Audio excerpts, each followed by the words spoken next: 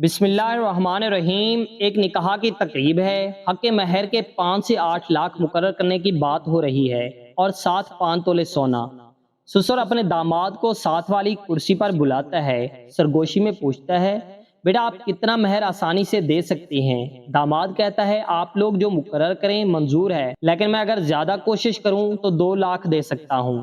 سسر نکاح خواہ کو کہتا ہے، مہر 1 لاکھ ہوگا۔ جب سسر نے سونے کے متعلق پوچھا تو داماد نے کہا، میں 2 تولے بنا چکا ہوں، 3 اور بنا لوں گا۔ سسر نے سب کو مخاطب کر کے کہا کہ سونا 2 تولے ہوگا۔ سب عزیز و اقارب ناراض ہوئے کہ اتنے کم مہر اور سونے پر آپ نے کیوں بات ختم کی؟ سسر نے کہا، آج اگر میں اس شخص کو جو بھی ڈیمانڈ کروں تو مجبوراً یہ پورا کرے گا، لیکن بعد میں یہ میری بیٹی کو جو پوری روٹی دے گا اس کو آدھی کرے گا۔ وجہ یہ ہے کہ لوگوں سے قرضے لے کر یہ ڈیمانڈ پوری کرے گا۔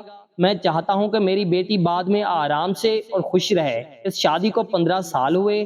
وہ داماد اپنی بیوی کا خیال رکھتا تھا اور سسر کی حد سے زیادہ عزت کرتا تھا۔